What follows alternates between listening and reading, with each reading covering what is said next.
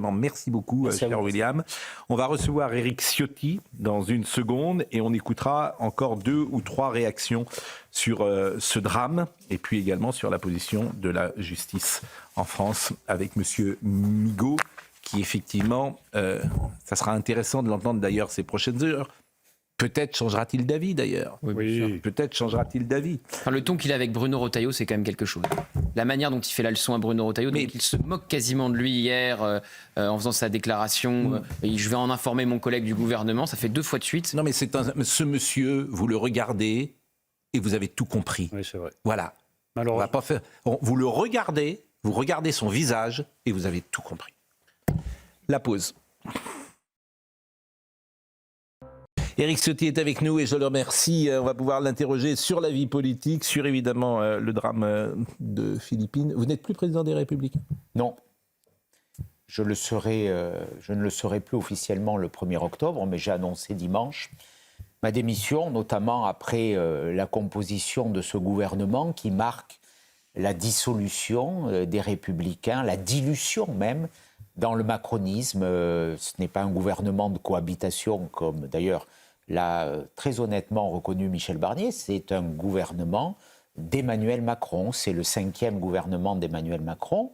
Il a fait en gros ce qu'il a voulu. Il a même nommé le directeur de cabinet du Premier ministre. C'est le symbole, sans doute, qui n'est pas très apparu au grand public, mais quand le président de la République désigne lui-même le directeur de cabinet du Premier ministre, ça veut dire que le Premier ministre est le collaborateur d'Emmanuel Macron. Et tout ce qui se passe au gouvernement, et on va en parler, notamment l'organisation du bazar en nommant tout à la fois Bruno Retailleau et Didier Migaud au ministère de la Justice, ça veut dire installant l'impuissance du en même temps, démontre que ce gouvernement n'aura aucune latitude d'action pour changer la politique qui est en cours dans le pays depuis 2012, 5 ans de Hollande, 7 ans de Macron, et on en voit les résultats. Donc je n'ai pas voulu cautionner ça, j'ai pris mes responsabilités, j'ai créé l'UDR, donc nouveau parti, qui poursuit l'histoire de notre famille politique.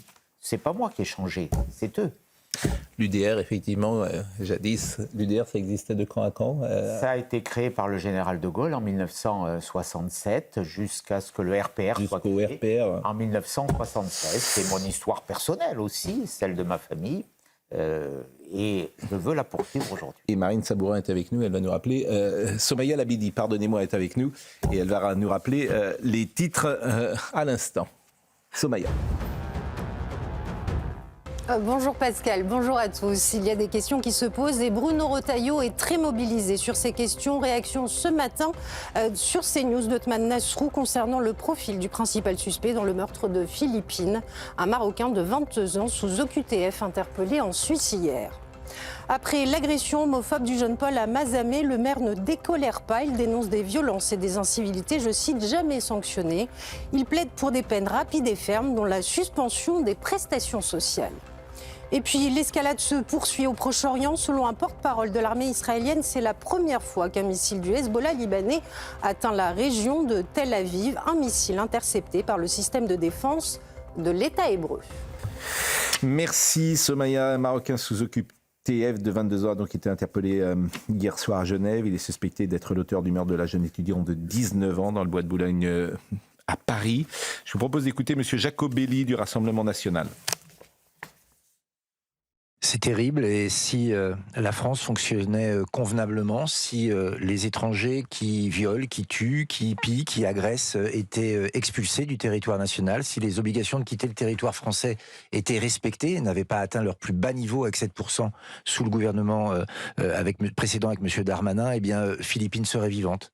Tout simplement, il faut maintenant prendre conscience que, en défendant en permanence la situation des étrangers en France, en refusant de les expulser avec ce laxisme de la justice qui existe, contrairement à ce que dit M. Migaud. Il a dit cet après-midi à la prison de la Santé. Absolument.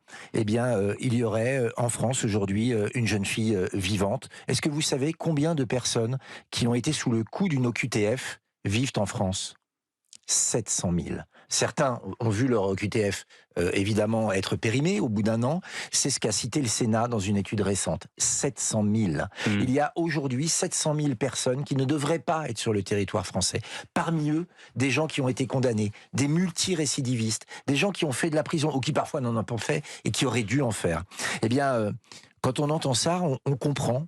On comprend que la proposition de loi que nous allons faire pour que les délinquants et les criminels étrangers soient expulsés du territoire national est urgente. Il faut l'appliquer de manière urgente, comme le font beaucoup de pays dans le monde, et arrêter avec ce laxisme qui aujourd'hui tue. Bon, si le chiffre est vrai, 700 000, je ne vois même pas comment on peut faire. On ne va pas mettre 700 000 personnes. Vous aviez parlé à un moment d'un Guantanamo à la française. Je ne vais pas mettre 700 000 personnes. Je crois que c'est impossible. Mais on peut déjà en placer beaucoup en rétention, beaucoup plus. Vous savez, il y a aujourd'hui officiellement un peu plus de 1800 places dans les centres de rétention en France. J'avais porté ce nombre de places par un amendement qui avait été d'ailleurs approuvé par Gérald Darmanin. C'était au moment de la loi d'orientation pour la sécurité intérieure qu'il avait fait voter, que nous avions voté à l'époque, qui portait ce nombre de places à 3000. Je pose la question, combien ont été faites ? Combien ont été faites ? La loi, on parle souvent qu'il faut changer la loi, mais là, il aurait suffi de la respecter, de l'exécuter, de se donner les moyens. Mais j'ai envie de dire, ça reste quand même le sparadrap sur une chambre de bois. Non, où vous faites des choses radicales, c'est-à-dire que vous prenez un territoire français, je ne sais où, et vous décidez que tous les OQTF, vous les mettez ensemble. C'est une possibilité, mais à ce moment-là, c'est un changement de logiciel total. Déjà, donc vous prenez un coin, qui ne serait d'ailleurs pas en France métropolitaine sans doute, et vous dites, voilà, tous les gens qui seront pris au QTF, nous les mettons là, dans un centre, à l'extérieur de la métropole. Je peux vous dire que ça peut faire bouger quand même les lignes, évidemment. C'est une possibilité, mais déjà, nous avons aujourd'hui des centres de rétention. Si on place les gens en rétention... Et vous avez 1800 personnes, non, justement, 2000, mais il y en a 700 000. Non, il n'y en a pas vraiment 700 000. Il y en a combien d'OQTF ? On en prononce environ 100 000, 120 000 par an. Donc, il faut... Mais Éric Ciotti, vous avez 120 000, donc oui, au minimum, on est à 300, 400 000 peut-être au QTF. On ne peut pas se résigner à ne rien faire.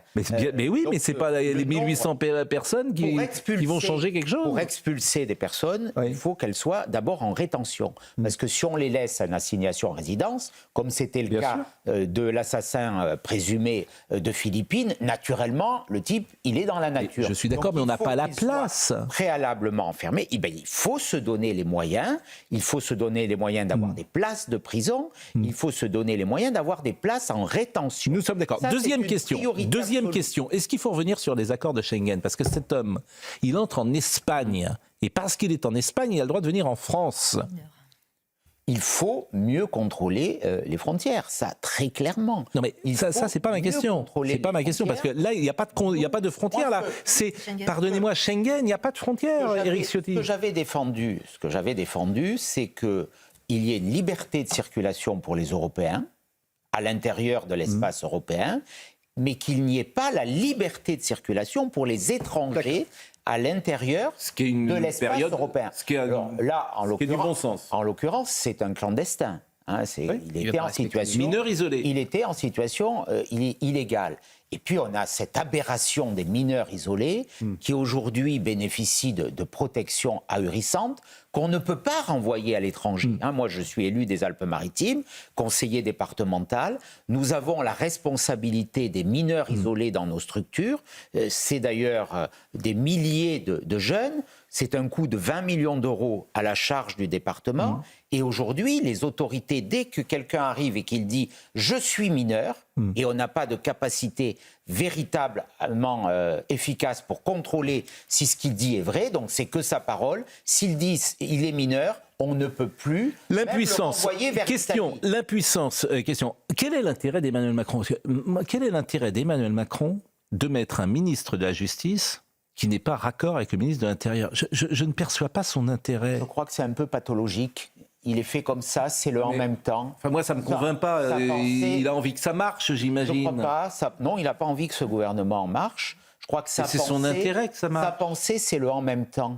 C'est l'impuissance, c'est ne pas décider. C'est envoyer des signes à la fois à droite et à gauche. Il a été élu grâce à ça. Il a été élu grâce à la séduction qu'il a opérée à droite, grâce à la trahison de certains, et il a opéré grâce à la séduction à gauche. Donc il considère qu'un peu de gauche, un peu de droite... Et oui, mais là, ça ne c'est peut la pas marcher. solution. Vincent Herouet, Non, c'est tous c'est votre pas- analyse. Quel est l'intérêt d'Emmanuel Macron de mettre en place, tout le monde le dit, moi j'ai dit hier, Retailleau, Migaud, ça ne peut pas marcher. Moi, j'en vois une pour Emmanuel Macron. Laquelle? Limiter Bruno Retailleau. Juger que Bruno Retailleau est trop à droite, a envie que ça change trop vite et trop fort, et donc de lui mettre quelque part c'est l'installation un contre-pouvoir. c'est Voilà, il met un l'installation de contre-pouvoir à l'impuissance. Didier Migaud. Mais Michel Barnier a participé à cela aussi. Hein. Il avait qu'à proposer Didier Vincent Migaud à Herouet. Bercy. Mais je Non, crois j'allais que dire, c'est une politique d'empire.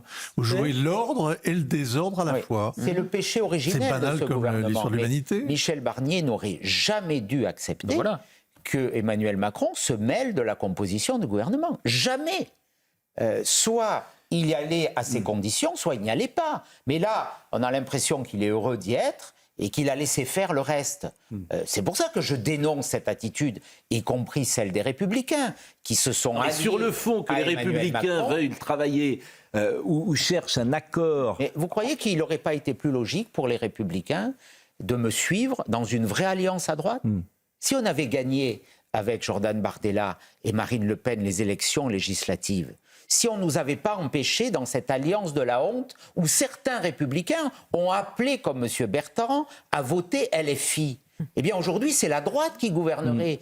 Place Beauvau et Place Vendôme, il y aurait deux ministres de droite qui travailleraient ensemble Ah oui, mais et qui ne seraient pas dans l'incohérence. Donc aujourd'hui, je veux bien... Mais les Républicains ne je sont veux pas bien- sur cette ligne, Mais- Monsieur Ciotti. Mais les Républicains, c'est un naufrage. Je- Ils mais- n'existeront plus. mais j'entends Ce bien, sont mais- des macronistes mais aujourd'hui. j'entends bien, mais- Ils sont au gouvernement. mais j'entends bien. Quelles que soient leurs convictions Mais- et leur bonne volonté, ils sont Tout le montés monde sur n'est- le Titanic. tout le C'est monde- ce que je dénonce. On est tous sur Voilà. le Titanic, hein. Éric Ciotti, Bah, c'est le on problème. peut en sortir. C'est le problème Oui, des on n'est pas obligé de Républicains. reprendre les stands des C'est le transats. problème des Républicains. Il faut que vous l'entendiez aussi. Il y a plusieurs lignes. La ligne Sarkozy n'est pas la ligne Ciotti. La ligne Estrosi n'est évidemment pas la ligne Ciotti. J'ai vu que le maire également de Metz avait démissionné. Je crois que M. Gros-Didier. Oui, mais etc. il était parti quand j'ai été élu. Voilà. Bon, parce que vous incarnez une ligne qui était d'ailleurs validée par les électeurs. Exactement. Validée par les électeurs, et c'est à mon avis le plus important, qui est la ligne la plus à droite. Je pense que les Républicains ont perdu des électeurs depuis des années parce qu'ils se sont, C'est- entre guillemets, ils sont allés vers le centre ou vers la gauche,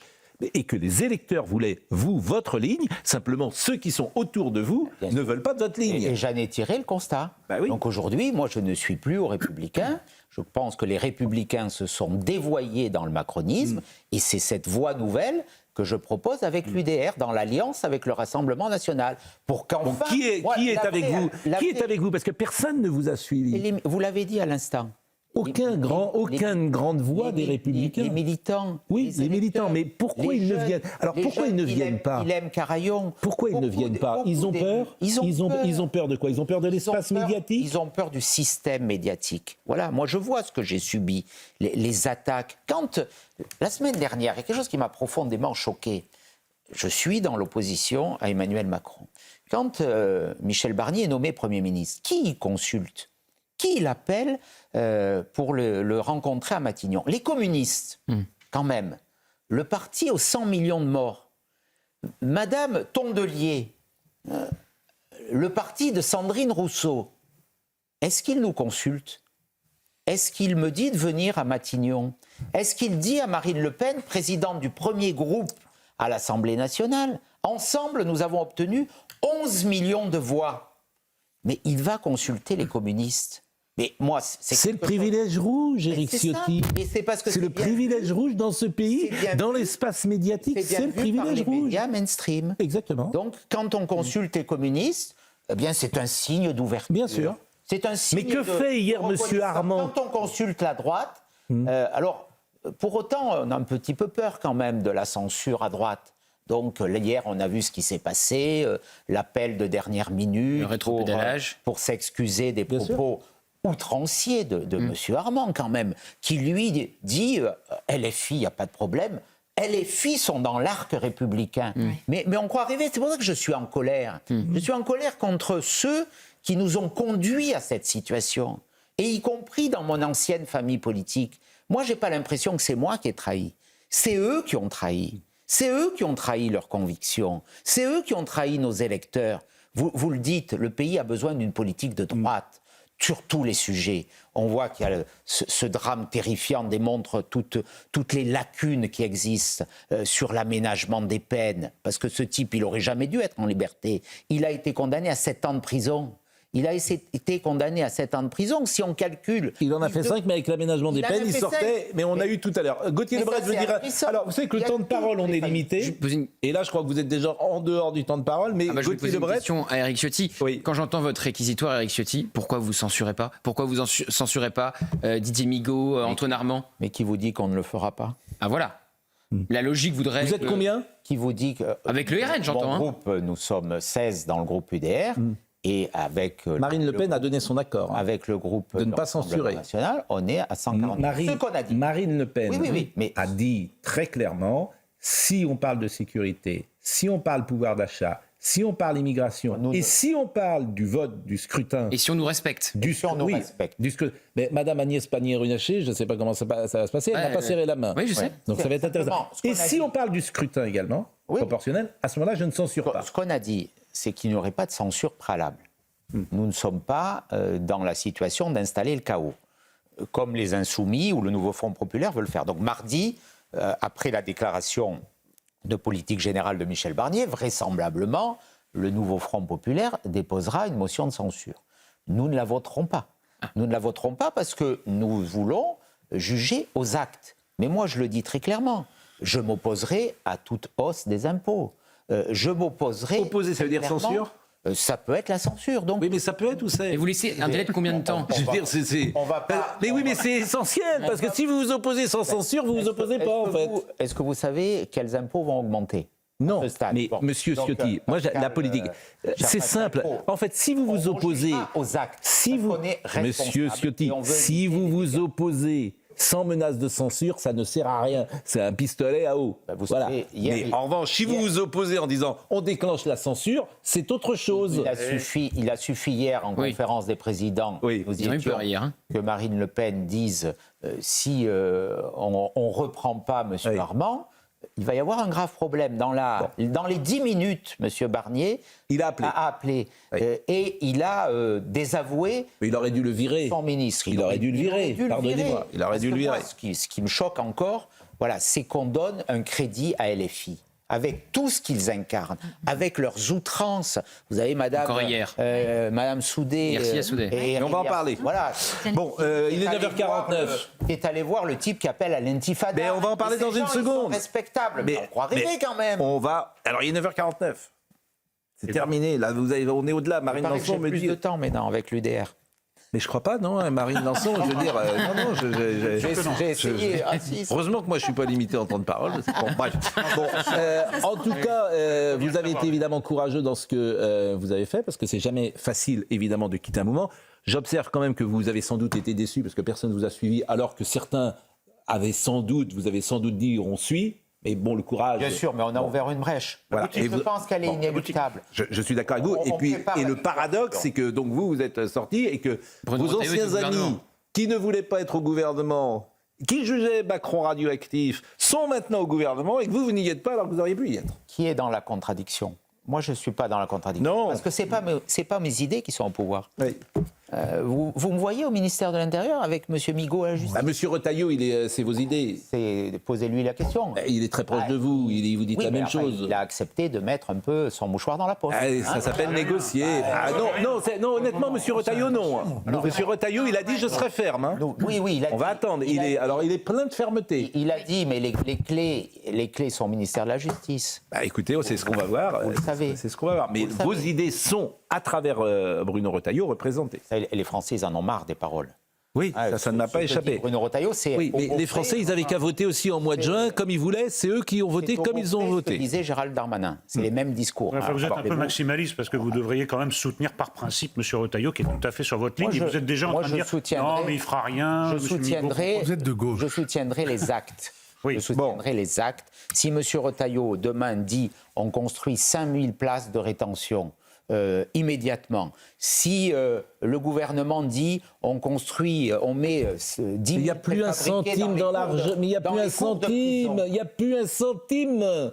Il n'y a plus rien. Mais alors, il n'y a plus un sou. Supprimons les subventions aux associations pro-migrants. Je veux dire, c'est plusieurs milliards d'euros. Mais je suis bien d'accord. Plusieurs milliards d'euros. Éric Ciotti, il faut renverser la table dans ce pays. L'AME, donc, 1,5 milliard d'euros. Donc, faut renverser faut renverser la table, c'est ce que je propose. Écoutez, renversons en tout cas. Non. Bon, en tout cas, merci d'être venu. Il est 9h51, on devait faire 10 minutes, on en a fait 20 et je vais me faire... taper sur les doigts. Oui, parce que le temps de parole. Merci Éric Ciotti, merci beaucoup. On va recevoir dans une seconde Pauline Desroulettes, que vous connaissez, quelle athlète qui a participé aux Jeux Olympiques. Il n'y a même pas de ministre dédié au handicap. Bon, ça c'est encore autre chose. Il y a un ministre de la coordination des ministres. Oui, ça marche bien. C'est bien, la coordination, elle fonctionne bien là entre la justice et l'intérieur. 39 ministres. C'est déjà un grand succès. C'est pas inutile. Bon, et on parlera évidemment, parce que de Elias Dimzalen, vous en avez parlé tout à l'heure, on pourra parler également de Mazan. Et puis figurez-vous, alors les footballeurs vont être en grève. Ça c'est terrible, vous êtes au courant de cette affaire. Ouais. Ah oui, ça tout fout le camp. Tout fout le camp. Ça m'a bouleversé. Bon, merci Monsieur Ciotti. Merci à vous. La pause, à tout de suite. Soumaïa Labidi à 9h58 pour les titres du jour.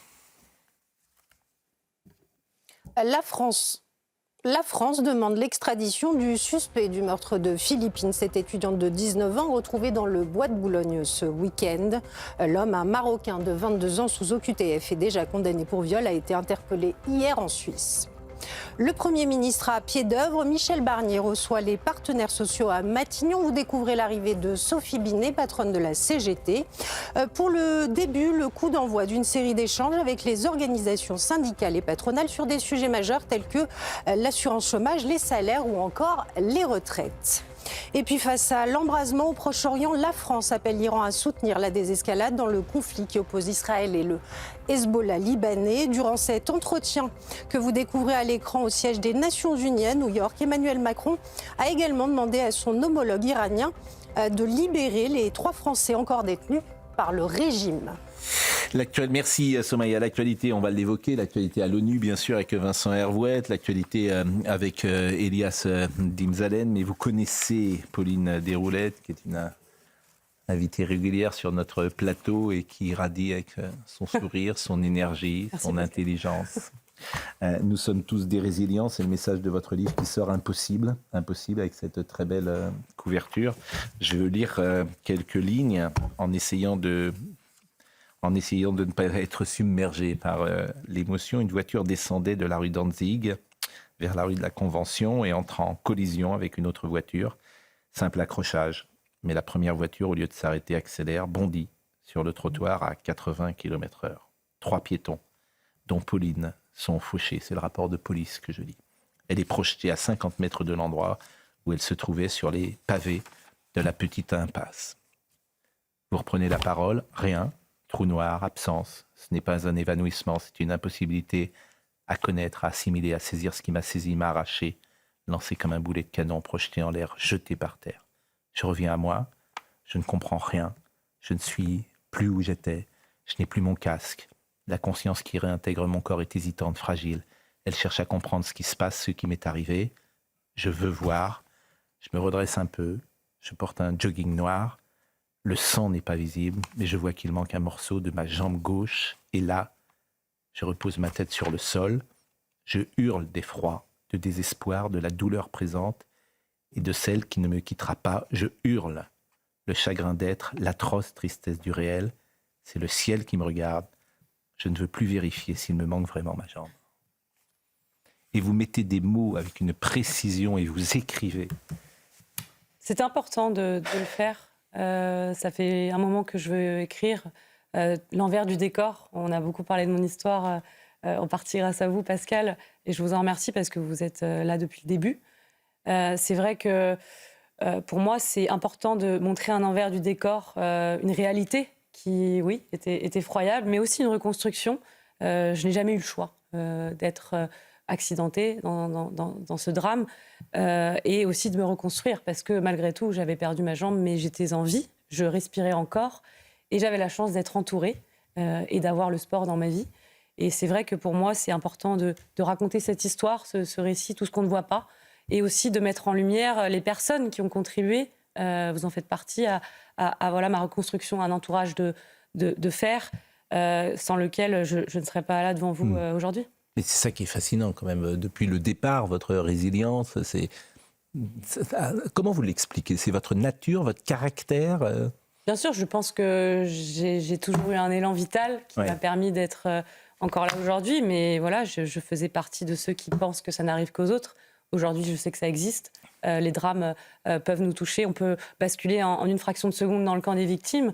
C'est ce qui me donne la force aujourd'hui de mener le combat que je mène sur la sécurité routière pour que ça n'arrive pas à d'autres et pour que cet accident soit quelque part utile, donner du sens à ce qui n'en a pas, mais en tout cas éviter des drames parce que je pense que c'est en notre pouvoir.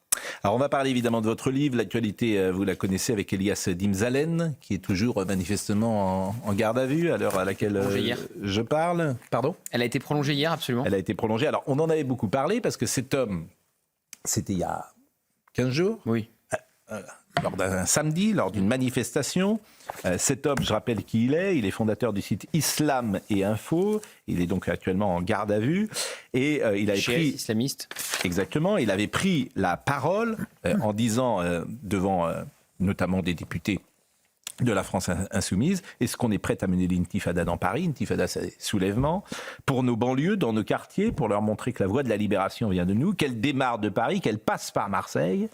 Il avait ajouté ce génocide à des complices, il s'appelle Biden, il s'appelle Macron, le voleur d'élections, n'est-ce pas? On les connaît, les voleurs qui habitent à l'Élysée, à Matignon, est-ce qu'on est prêt à les virer? Eux aussi, donc très clairement, il appelle à la violence. Le signalement article 40 avait été reçu par le parquet de Paris le 12 septembre, qui avait ouvert une enquête sous 3 qualifications qui lui font courir des peines assez lourdes. Et hier, donc, il y avait cette garde à vue qui a commencé. On va voir Madame Soudet, peut-être, qui est allée, parce qu'elle est députée, elle a le droit d'entrer pour savoir comment ça se passe. Et je crois qu'elle a pris la parole à la sortie du commissariat. Écoutons-la. Je tiens à exprimer tout mon soutien. Je tiens à exprimer le fait que je ne supporte pas le deux poids deux mesures qui fait que en fait, le mot qu'il a utilisé, disons-le, intifada, il a été utilisé par d'autres personnes qui n'ont pas été inquiétées, mais lui, parce qu'il est musulman, tout de suite il est comment dire, suspecté en fait, d'être un terroriste, disons les choses clairement.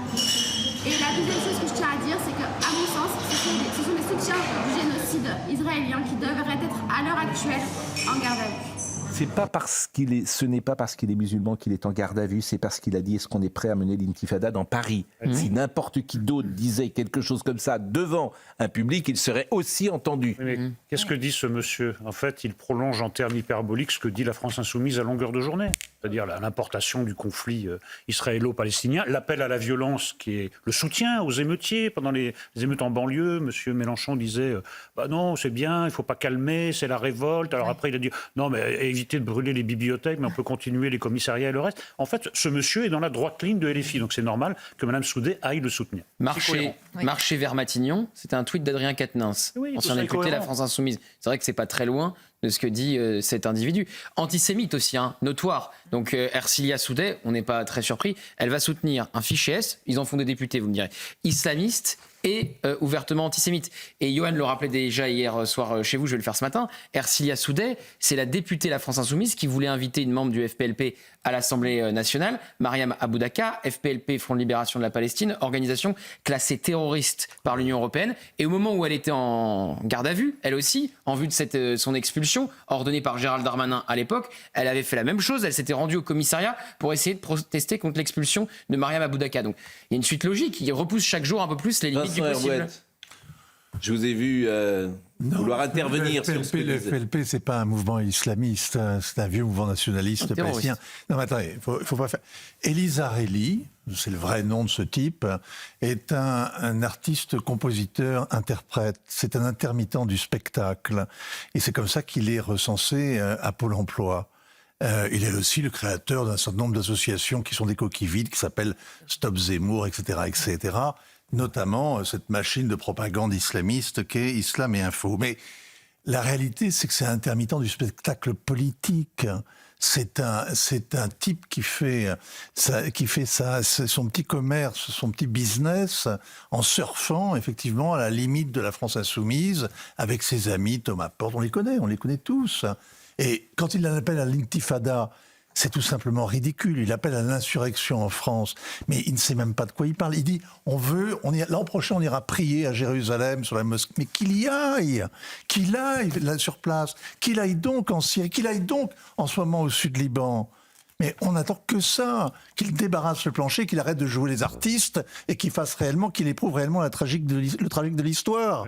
Ce type c'est tellement dérisoire, si vous voulez. Moi, je ne crois pas. C'est tellement scandaleux. Non, mais vous faites bon marcher. Oui, vous faites bon marcher des oreilles dans lesquelles pourrait tomber son discours. Pardonnez-moi. Ah non, d'accord. Lui, qu'il aille c'est un incendiaire. C'est un pyromane. On est tout à fait d'accord. Et il faut lui enlever le bidon d'essence, sans doute, et il faut lui enlever de ses camarades qui le protègent. Mais qu'est-ce que vous faites de lui, alors, à la fin de la garde à vue ? Qu'est-ce que vous voulez faire ? Vous voulez l'enfermer ? Vous voulez le déporter au Kerguelen ? Mais qu'est-ce que vous faites de quelqu'un qui prend la parole dans une manifestation ? Vous lui demandez de quoi il vit, qui le paye, quelle est la réalité de son quotidien, pourquoi il a pris un nom d'emprunt, pourquoi il n'assume pas son patronyme. Vous montrez à quel point ce type est un personnage ridicule. Vous arrêtez de le prendre au sérieux, c'est un clown. C'est un clown, c'est un intermittent du spectacle politique. Mais beaucoup plus largement, c'est un islamiste. Et ce que je trouve intéressant dans son discours, c'est que la dimension religieuse est complètement mise en avant. Il parle de récupérer Jérusalem, il parle de récupérer la mosquée d'Al-Aqsa. Or, pour l'instant, la France insoumise récuse cette dimension religieuse. Et pour revenir sur cette stratégie de conquête des islamistes qu'on connaît bien, qui n'est pas nouvelle, qui est régulièrement dénoncée, notamment par l'anthropologue Florence Bergeau-Blaclair, ce sont des choses qui sont connues. Mais le plus grave dans cette affaire, c'est effectivement la réaction d'Ercilia Soudé. C'est la naïveté des Occidentaux qui ne voient pas qu'aujourd'hui, ils sont en train de nourrir une bête qui demain veut leur mort. Parce que ces gens-là, ces islamistes, demain, ils n'attendent qu'une chose pour s'attaquer aux gens comme Ercilia Soudé. Et ensuite, elle va les défendre. C'est suicidaire comme comportement. Mazan, c'est vrai. Elle a besoin d'eux. Mazan. Pour le moment. Ils sont complices. Mazan, avec cette question qui est sur beaucoup de magazines. Les hommes sont-ils les vieux, comment formuler ça précisément, tous les hommes de Mazan sont des hommes ordinaires. Donc syllogisme. Les hommes ordinaires sont des violeurs. Voilà. Ou syllogisme ou sophisme ? Syllogisme. Bon, on est avec Régine Delfour. Regardez la une d'ailleurs de Marianne. Les violeurs sont-ils des hommes ordinaire. Je ne sais pas si vous avez une réponse d'ailleurs à cette question, les uns ou les autres. Moi, je trouve ça terrible, même qu'on pose la question, parce que d'abord, ça revient à diluer la responsabilité des gens qui sont mis en cause. En fait, ce sont des violeurs, mais ils appartiennent à un système, donc, en fait, ce ne sont pas vraiment des déviants. Ce sont des gens dans la norme, sauf qu'ils sont passés à l'acte. Et puis, je ne sais pas, moi, je ne pense pas que tous les hommes puissent devenir des violeurs. Je ne pense pas qu'il y ait une pulsion de viol chez tous les hommes. Je ne comprends pas que dans des débats intellectuels, on se fixe sur le discours des militants. Moi, je comprends que les militantes essayent de pousser très loin le raisonnement, en disant c'est un système, il faut faire le procès de la masculinité, du patriarcat. Elles sont dans une logique un peu délirante, militante, ça je comprends. Mais que nous réglions sur ce délire, je ne comprends pas. Là, on est dans le délire idéologique. Noémie Et oui, je rejoins complètement ce qui vient d'être dit. D'abord, il y a la banalisation de ce qu'a fait M. Pellico et les violeurs. C'est-à-dire qu'on considère finalement que ce n'est pas si grave si tous les hommes peuvent potentiellement en être. C'est une façon, effectivement, de déresponsabiliser ces hommes qui ont commis ces crimes parce qu'ils auraient pu faire d'autres choix. Ils auraient pu refuser, ils auraient pu ne pas le faire. Ils ont décidé de le faire et ça les détermine comme étant les hommes qu'ils sont et pas les hommes qui ne l'ont pas fait. La banalisation et l'essentialisation. Ça veut dire que tous les hommes, potentiellement, peuvent être ces hommes-là. C'est faux et c'est fait porter le chapeau sur beaucoup d'hommes et sur beaucoup de jeunes qui sont en construction, qui manquent de confiance en eux. On est en train de les accuser de choses qu'ils n'ont pas commises et c'est extrêmement grave. Le procès de la masculinité, c'était Karim Rissouli, notre confrère, qui avait dit ça. Alors, Régine Delfour suit ce procès, évidemment, à Avignon. C'est la 4e semaine d'audience qui sera marquée aujourd'hui par l'examen de 6 nouveaux co-accusés, je crois, Régine Delfour. Bonjour. Et vous êtes avec Stéphanie Rouquier, je pense, et c'est important de le préciser. Oui, bonjour Pascal. Eh bien, cette 4e semaine a commencé lundi. Et donc, Et donc, en fait, pendant cette 4e semaine, il y a un groupe, le groupe 3, puisqu'il y a tellement de co-accusés qu'ils ont été divisés, répartis en plusieurs groupes. Et depuis lundi, en fait, des co-accusés, 6, donc, sont dans ce groupe. Et on a déjà entendu 4 co-accusés. Là, donc, c'est le 4e. Il s'appelle Hussamettin D. Il a 43 ans. Alors, lui dit que il a été contacté par Dominique Pellico. Il a été donc par le site Coco et que pour lui c'était un jeu d'un couple libertin, que quand il est arrivé là-bas, qu'il s'est déshabillé, qu'il est rentré dans la chambre, il s'est rendu compte qu'il y avait quelque chose qui n'allait pas puisqu'il a commencé à caresser Gisèle Pellico et il a même dit à Dominique Pellico qu'elle semblait être morte, mais Dominique Pellico lui a dit qu'en fait non, elle avait trop bu, c'est pas pour cela qu'il a arrêté ses agissements. Le président de la Cour criminelle lui a dit mais à quel moment vous lui avez demandé son consentement? Il dit mais en fait j'avais parlé avec Dominique Pellico et Roger Arata, le président de la Cour criminelle, lui dit mais vous n'avez jamais entendu sa voix? Il dit oui c'est vrai mais je pensais pas qu'un homme pourrait faire ça à sa femme. Alors il y a plusieurs vidéos, Roger Arata nous les décrit, c'est des moments assez insoutenables et on voit en fait que cet homme a agi à plusieurs pénétrations vaginales et buccales qui sont décrites, Pascal. Merci beaucoup, Régine Delfour. Vous pensez vraiment que ces agissements correspondent à la moyenne des hommes? À une conversation entre deux hommes? Non, je suis d'accord. Votre femme a l'air d'être morte, non, elle a trop bu, et ensuite il se livre aux actes. Vous croyez vraiment que ça correspond à la moyenne de la masculinité? Moi, je vous affirme que non. Vous croyez que votre père aurait fait ça? Non. Bon.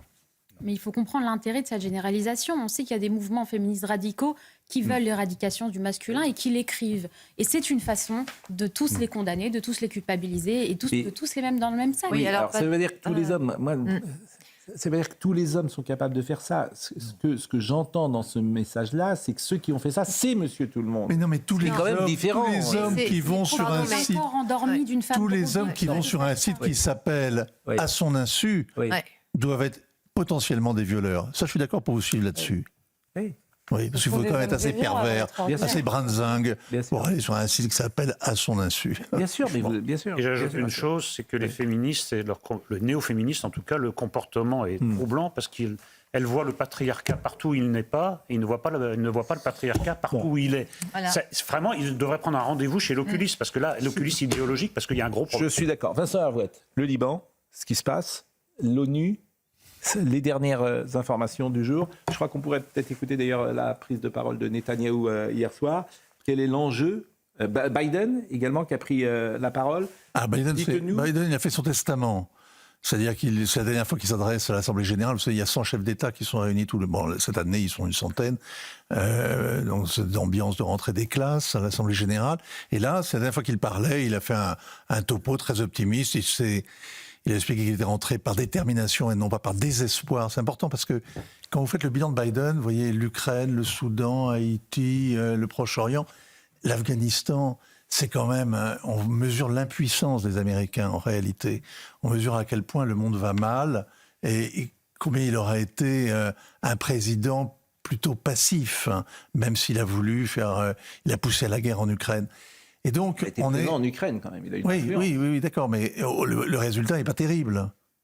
Si vous faites l'inventaire des crises, vous voyez que l'Amérique, actuellement, elle est totalement empêchée. Elle bouge pas. Elle essaie de retenir Benjamin Netanyahou et elle ne peut pas d'ailleurs. Mais elle essaie de le retenir mollement. Elle est dans une position indécise. Il ne se passera rien pendant un mois. Quant au Liban, c'est un autre sujet. Vous voulez l'inventaire de ce qui se passe au Liban? Non. Avant le Liban, je voulais savoir, Emmanuel Macron a rencontré le président iranien? Oui, il aime bien rencontrer les présidents iraniens. À chaque fois, il essaie de les voir. Alors là, il lui a fait la leçon. Il a fait une chose bien, c'est qu'il a réclamé la libération des 3 otages. On a complètement oublié, mais on a 3 otages d'État qui sont dans les geôles à Téhéran. Un couple de touristes qui s'est égaré, puis un Français dont on ne connaît pas le nom, et qui ont été condamnés à de lourdes peines pour espionnage ou qui attendent le... Bon. Et donc, il a réclamé, une fois de plus, que la République islamique veut bien nous libérer nos otages. Ça fait 40 ans que ça dure, qu'ils nous prennent des otages comme ça pour Pourquoi ils nous prennent des otages? Évidemment, ce sont des otages. Oui, non, j'ai bien compris, mais pourquoi? C'est-à-dire, quel est l'enjeu? Quel est le... En nous prenant des otages, comme en faisant sauter le Drakkar, l'immeuble où étaient les forces de paix françaises en 82. Ils nous ont chassés du Proche-Orient, ils ont chassé du Liban, et en nous prenant des otages, ils nous tiennent en joue en quelque sorte. Ça marche, hein. C'est un moyen rustique, mais efficace, et on continue à palabrer avec eux. Non, moins d'uranium. Mais est-ce qu'on pourrait faire autrement ? Est-ce qu'on pourrait faire autrement ?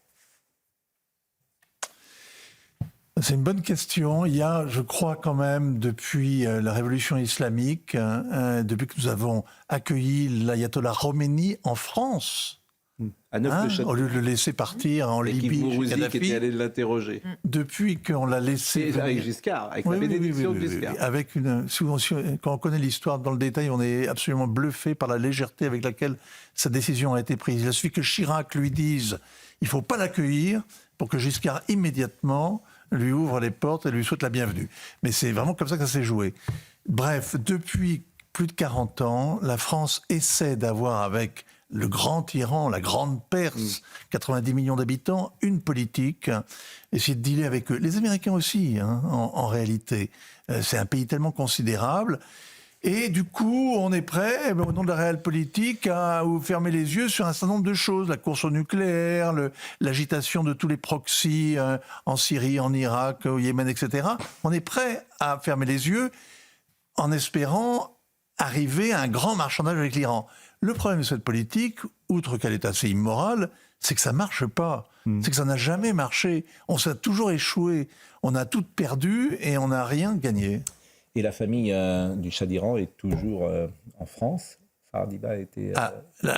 Oui, la veuve de l'ancien Shah vit pour l'essentiel à Paris, dans le 7e arrondissement, sur les bords de Seine. Exactement. Et son fils vit aux États-Unis. Exactement, et c'est toujours un recours possible, puisque... Alors ça qui est extraordinaire, c'est que malgré toutes les erreurs, tous les drames de cette famille, malgré toutes leurs erreurs politiques, il y a un vrai regain, paraît-il, semble-t-il. Moi, je ne suis pas allé en Iran depuis longtemps, mais il y a, semble-t-il, un vrai regain du Royaume-Uni. C'est ce qu'on appelait la Chabanou. Bon, un mot, parce qu'on va parler évidemment du livre de Pauline Deroulède, un mot sur le Liban. Ils ont eu lundi ça continue aujourd'hui. Ça fait 3 jours que les Israéliens bombardent. Ce sont des bombardements qui sont à la fois ciblés, parce qu'ils ont mis des coups au but terribles en décapitant quand même, ils sont en train de décapiter la machine militaire, mais en même temps qu'ils font énormément de dégâts dans les civils. 500 morts, 5 à 700 morts lundi, c'est le chiffre le pire depuis les grands massacres du début de la guerre civile au Liban. Hein. Et alors, tout le pays était tétanisé. Hein. Ils avaient une guéguerre depuis 1 an. 100 000 réfugiés 100 000 déplacés côté libanais, 60 000 côté israélien. Il y avait une guéguerre qui était limitée à la zone frontalière. Vous avez maintenant une véritable guerre, quelque chose qui ressemble à une véritable guerre, et tout le monde craint la suite, sachant que personne n'a intérêt à ce que ça se développe, ni les Israéliens, ni les Iraniens, mais que ça risque de durer. À 10h19, avant d'écouter Pauline Deroulède, Marine Lançon me dit que ce matin, devant l'université de Dauphine, une jeune femme a pris la parole et Marine nous propose de l'écouter. Quand j'ai découvert que le meurtrier avait fait du coup une récidive, c'est encore plus énervant et encore plus rageant parce qu'on se dit que le mec n'avait même pas à être là et qu'on aurait dû être protégé d'une personne qui a déjà fait ces horreurs-là avant en fait. Et du coup, déjà que sans contexte, elle était là au mauvais moment et c'est horrible ce qui lui est arrivé. On se dit qu'en fait, peut-être que si la justice aurait mieux fait les choses, elle serait même pas morte ou quoi, vous voyez. Ça arrive beaucoup trop souvent, ce contexte de crime, que le criminel en fait avait déjà fait ces choses-là avant. Donc j'ai l'impression que c'est un gros problème, je sais pas, institutionnel ou j'en sais rien. Mais... Bon, peut-être qu'il va y avoir une prise de conscience, notamment dans la jeune génération. Elle existe déjà. On a souvent cette discussion ensemble parce que la polarisation de ma génération est beaucoup plus forte que je pense que la polarisation de la vôtre. C'est-à-dire que les idées se radicalisent. C'est-à-dire que le centrisme... Vous n'avez pas connu la fac de droit de Nantes. Non mais vous n'y êtes plus. Non. On parle en 82 et 83. Regardez l'âge d'un électeur moyen d'Emmanuel Macron. Beaucoup plus âgé qu'un électeur moyen de Jean-Luc Mélenchon ou de Jordan Bardella. Bon, Vous vouliez nous donner une information politique? Oui, parce que donc on a reparlé du feuilleton autour d'Antoine Armand et l'aile gauche de Renaissance est vent debout contre Michel Barnier après son coup de fil à Marine Le Pen. Et j'ai un député très important du groupe Renaissance qui m'a écrit à l'instant que tout cela était alimenté par Gabriel Attal. Il a demandé aux députés de sortir pour aider Antoine Armand et cogner le Premier ministre. Sauf que d'autres députés ne sont pas du tout sur cette ligne et considèrent surtout que Armand a fait une connerie. Je cite, l'aile gauche est bien alimentée par l'ancien Premier ministre, évidemment, avec certains de ses sbires comme Prisca Thévenot. Voilà ce qu'on m'écrit à l'instant. Franchement.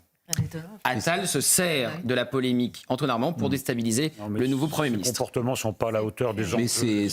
Moi, j'ai découvert Attal. Franchement, je suis très déçu de Gabriel Attal. Je n'imaginais pas, lorsqu'il est arrivé sur le devant de la scène, qu'il y avait cette médiocrité-là derrière. Voilà, je trouve qu'il n'est pas à la hauteur de ce que doit être un homme politique de grand niveau et ce qu'est un Premier ministre. Je suis déçu. Voilà, je trouve que il y a une certaine hauteur de la politique et il ne me paraît pas aujourd'hui, peut-être qu'il grandira, hein, mais il ne me paraît pas aujourd'hui dans cette perspective. Impossible, c'est chez HarperCollins. Entre ombre et lumière, le portrait intime d'une combattante hors du commun. Bon, d'abord un mot sur Roland Garros, parce que moi j'étais déçu que vous aviez... sur les Jeux paralympiques. Franchement... Bien sûr, sur un plan personnel, le résultat sportif n'était pas à la hauteur, Pascal. Mais qu'est-ce qui s'est passé? Mais c'est le tennis, on perd plus qu'on ne gagne. Mais la réussite, c'est la ferveur nationale. Moi, ce que je retiens, et j'espère que ça va perdurer. On a parlé beaucoup de sujets qui font froid dans le dos ici sur ce plateau ce matin, mais voilà, que cette ferveur perdure dans le temps, que notre gouvernement l'entende, voilà, qu'on mette en place il des l'entend, choses, et le qu'on gouvernement... du sport tous les jours, comme ça l'a été pendant les Jeux, parce que ça nous a fait tous du bien je suis d'accord avec vous, mais cette actualité-là. Je suis d'accord avec vous, ça devrait être... D'abord, moi, j'ai des conseils à donner à personne, mais si vous avez des enfants, faites-leur faire du sport.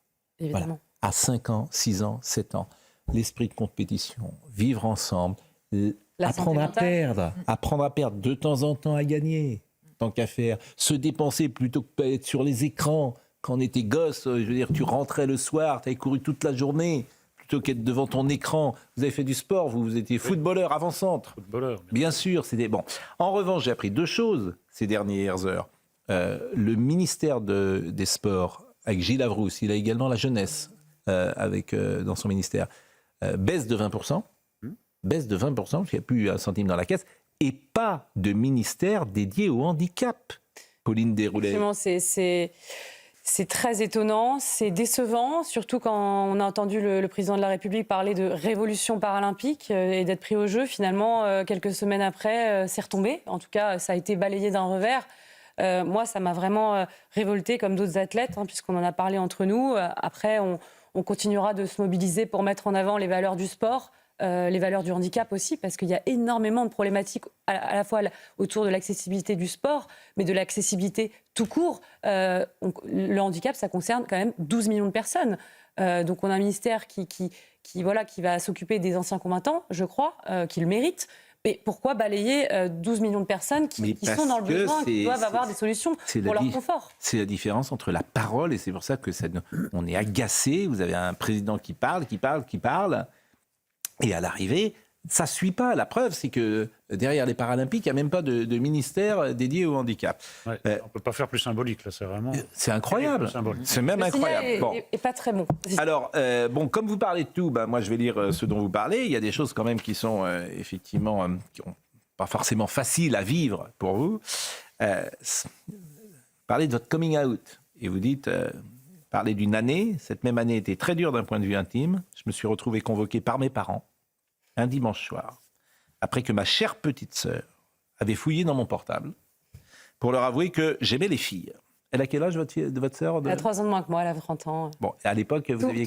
Tout va mieux depuis. Bon, vous aviez quel âge? J'avais 18 ans. Ça a été une scène banale que peuvent vivre beaucoup de jeunes aujourd'hui. Bon, mais vos parents, pardonnez-moi de poser cette question un peu... Ils se doutaient de rien, vos parents? Vous savez, parfois, quand c'est pas dans les codes qu'on imagine pour sa famille, on a un filtre devant les yeux. Je pense que ma mère est tombée de plusieurs étages, comme c'est souvent le cas. Mais finalement, voilà, avec le temps, tout s'arrange. Je suis d'accord avec vous, mais c'est ça qui est sidérant, parce que même aujourd'hui, on est quand même donc mais c'était pas la même époque. Oui, c'était avant. Vous aviez 18 ans. Aujourd'hui, c'est beaucoup plus... Oui, mais je suis d'accord. C'était pas la même époque, c'était il y a 12 ans. Ah oui, mais ça... Pas 100 ans, là. Moi, je vois la génération de mon frère qui a à peu près cet âge-là. On n'était pas dans la même actualité, dans la même banalisation. Alors, en 12 ans, vous trouvez que ça a changé? Non, mais oui. Quand mon frère qui a 6 ans de moins que moi, je vois qu'on vient pas de la même génération. La génération alpha des 12-15 ans, elle parle de multi-orgasme et de polyamour. Hein. Elle est déjà dans ce registre. Vous avez des gosses de 12 ans qui parlent de polyamour et d'orgasme. Mais bien sûr, mais évidemment. Moi, je veux bien, mais il y a aussi des poissons volants, mais c'est pas la majorité de l'espèce, comme dit l'autre. À 12 ans, il y en a sûrement, mais... Il n'y a pas d'études statistiques là-dessus, mais il y a une forme d'empirisme de cette jeune génération qui est déjà portée sur une sexualité qui n'est pas une sexualité que vous avez connue, que moi j'ai connue. Alors, la pornographie. Cette nouvelle, avec notamment les effets de la pornographie. Je termine sur le coming out. Cette nouvelle pour les deux figures féminines de la maison, ma sœur et ma mère, a été foudroyante. Je peux dire que j'en ai bavé à cette époque de voir ma mère et ma sœur aussi tristes de mon orientation sexuelle. Tu vas avoir une vie compliquée, m'avait dit ma mère. Et ce que je trouve formidable à chaque fois qu'on se voit, vous êtes avec Tiffaine, vous avez donc un enfant, plus un deuxième? Alors, pas encore, Pascal. On a une petite fille de 2 ans, tout à fait. Une petite fille de 2 ans. Et ce que je trouve extraordinaire, vraiment, Tiffaine, elle est là le jour, et je l'ai dit 10 fois à l'antenne, elle est là le jour où vous avez votre accident. Et elle vient vers vous, et qu'est-ce qu'elle vous dit 2 secondes après votre accident? Je vais t'aimer toute ma vie. Voilà, c'est une déclaration d'amour qu'on a envie d'entendre. Et voilà, je l'ai dit, Tiffaine fait partie des victimes de l'ombre. Elle n'a pas été blessée physiquement. C'est d'ailleurs pas reconnu par les assureurs. C'est un problème, moi, c'est un de mes combats, de faire reconnaître la blessure psychologique invisible. Et voilà, moi j'ai eu la chance de l'avoir à mes côtés, comme le reste des soignants et de mon équipe. Mais c'est vrai qu'aujourd'hui, il y a beaucoup de Tiffaine. Il y a beaucoup de Tiffaine qui ne sont pas reconnues, entendues. Et ça, c'est important. Moi, je reçois énormément de messages de gens qui ont une vie brisée, qui sont des proches, qui sont impuissants face à la douleur de quelqu'un qu'ils aiment. Et il faut en parler et il faut que ça soit reconnu. La vie finit toujours par reprendre le dessus. Nous traversons tous les drames, des épreuves, des deuils qui nous ébranlent, nous blessent et nous mettent à terre. Chacun doit accepter le temps qu'il faut pour s'en remettre, trouver ses armes pour aller mieux, coûte que tout coûte. Nous sommes tous des résilients. Bien sûr. Pensez que... Ou alors le jour où on ne l'est plus, on meurt à ce moment-là. Oui, je pense qu'il y a un instinct de survie. On est tous des résilients. On a tous vécu des épreuves compliquées, difficiles. On en vivra encore. Et ça nous atteint dans notre chair. Pas besoin d'avoir un membre arraché. Moi, je parle souvent de ça. Il n'y a pas d'hiérarchie dans la douleur. Mais on peut s'entourer et trouver les armes pour s'en sortir. Et parfois aussi éteindre les écrans. Parce que quand on voit l'actualité effroyable, c'est vrai que ça ne fait pas du bien. Donc il faut trouver ce qui nous fait du bien. Et oui, ça reprend. Mais j'ai souvent pensé à vos parents parce que quand on dit qu'on fait tout dans la vie pour soi, c'est paradoxal. Mais je préférerais avoir ma jambe arrachée que de voir ma fille avoir sa jambe arrachée. Mais c'est pour moi, d'une certaine manière. C'est-à-dire que je souffrirais moins pour moi que de souffrir, que de voir souffrir ma fille. Et je voulais savoir comment vos parents ont vécu cela. Peut-être l'ont-ils vécu, j'allais dire, plus durement encore que vous, si tant est que ce soit possible. Évidemment. Évidemment. Et étant maman depuis 2 ans, je comprends la douleur de ma mère, notamment, qui aujourd'hui encore... explose en sanglots quand on parle de mon accident. Voilà. Et pourtant, elle a fait un travail sur elle. Mais voilà, votre enfant a été abîmé dans sa chair. Votre bébé que vous avez vu grandir, c'est ce qu'il y a peut-être de plus terrible. Et c'est encore une fois le fait que ça montre que les victimes de l'ombre, comme les parents, l'entourage, sont extrêmement touchés. Et parfois, ils prennent perpétuité, si je puis dire. Voilà, moi, j'essaye de me battre, d'être engagée, d'être utile pour les autres, pour la société. Ma mère me voit évoluer, mais pour autant, la douleur sera toujours là. Et il y aura une immense nostalgie. C'est finalement la... Et vous pensez, c'est incroyable de poser cette question, qu'elle est, qu'elle est plus triste que vous, plus abîmée que vous? C'est un chagrin infini. Voilà. Après, bien sûr, c'est pas pareil, mais c'est une autre place. C'est une autre place, mais pour autant, il faut la prendre très au sérieux et il faut la reconnaître. Voilà, celles qui ne sont pas touchées physiquement, elles souffrent psychologiquement. Voilà, c'est des blessures invisibles qu'il faut traiter, bien sûr, et il faut en parler, je pense. Il faut libérer la parole là-dessus, parce qu'on pense souvent à l'urgence de la situation. Vous savez, quand je suis arrivée à l'hôpital, il y avait une urgence physique de me soigner, bien sûr. Mais autour de moi, il y avait des gens qui étaient dans la souffrance, comme mes parents, comme Tiffaine.